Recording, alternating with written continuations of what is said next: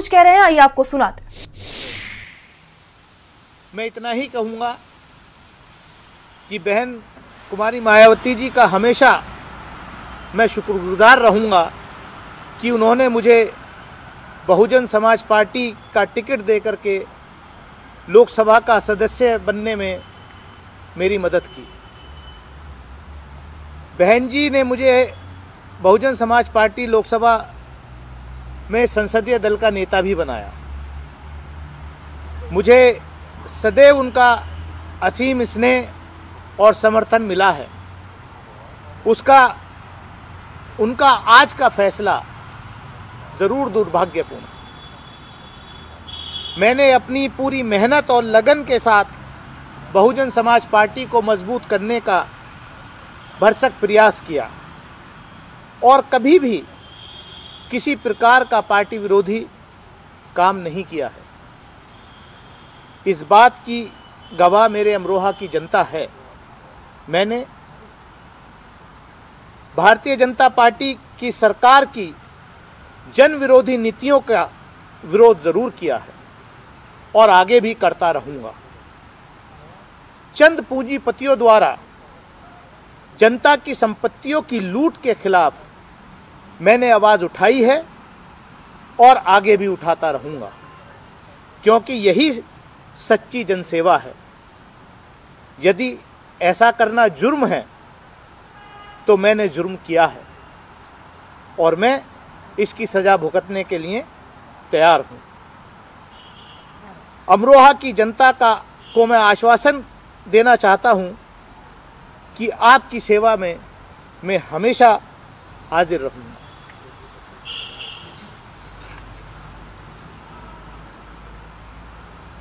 ये मेरी प्रतिक्रिया है। बाकी आप कुछ पूछना चाहते हैं तो। धनुष भाई, आप कह रहे हैं कि कभी जो रिश्ते हैं वो कभी खराब नहीं रहे, तमाम चीज़ें।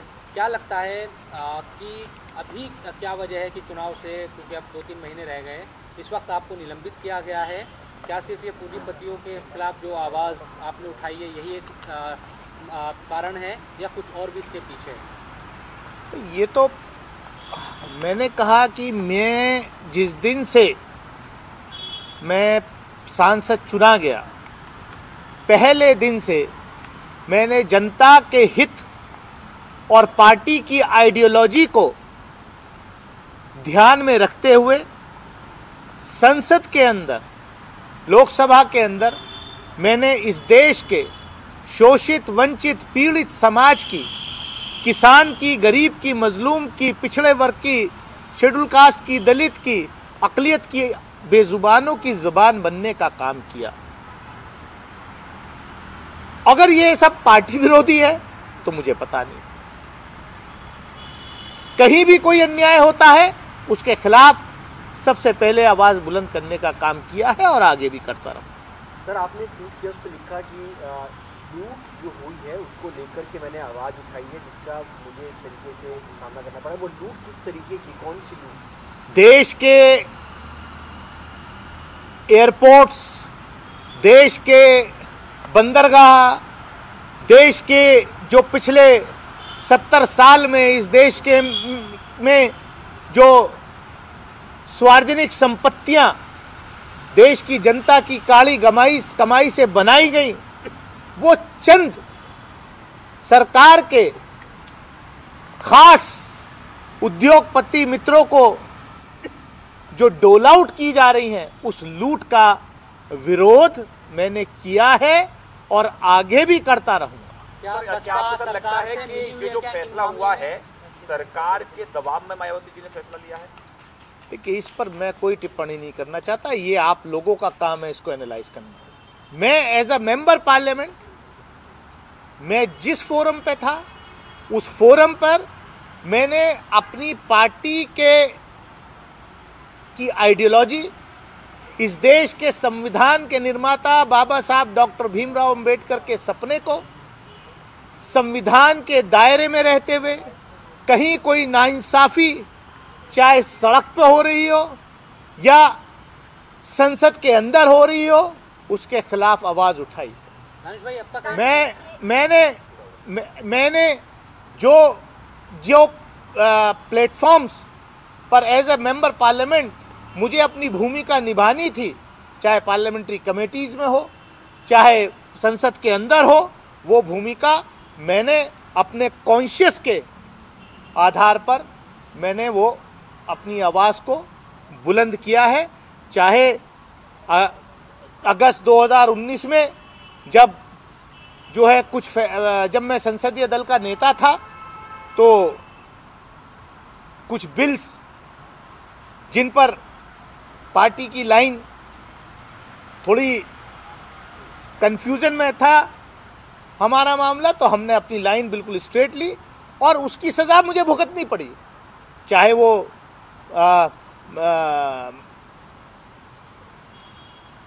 NIA या राइट टू इंफॉर्मेशन एक्ट का अमेंडमेंट बिल हो या 370 हो या ट्रिपल तलाक हो या जो भी बिल्स थे उन पर मैंने अपनी लाइन स्ट्रेट रखी और मुझे संसदीय दल के नेता पद से हटाया गया।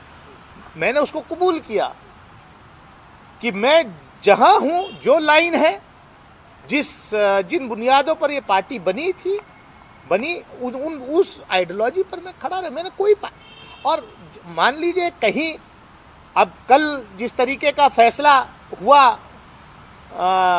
महुआ मोइत्रा जी वाले केस में, तो मैं अपना फर्ज समझता हूं, मैं अपनी जिम्मेदारी समझता हूं कि एक महिला सांसद के साथ अगर अन्याय हो रहा है तो उस अन्याय के खिलाफ मैं खड़ा हूं। मैं कमेटी के अंदर भी, एथिक्स कमेटी के अंदर भी खड़ा हुआ और मैं कल भी खड़ा हुआ, क्योंकि जिस तरीके की रिपोर्ट बनाई गई, कैश फॉर क्वायरी, अरे भाई कहाँ वो कैश, कौन से कैश की क्वायरी रिपोर्ट जो है वो टेबल की गई, कहीं तो दिखाई नहीं दिया, ना कहीं है। और जिस तरीके का वहां माहौल हुआ, अगर महिला की अस्मिता के साथ कहीं कोई खिलवाड़ होगा तो दानिश अली पहले भी खड़ा रहा है और आगे भी खड़ा रहेगा। ये इसको मैं बैज ऑफ ऑनर समझता हूं कि मैंने एक जो अन्याय हो रहा था उस अन्याय के खिलाफ संसदीय समिति के अंदर भी, एथिक्स कमेटी के अंदर भी, पार्लियामेंट के अंदर भी और बाहर भी उस अन्याय के खिलाफ मैंने आवाज उठाई है और आगे भी।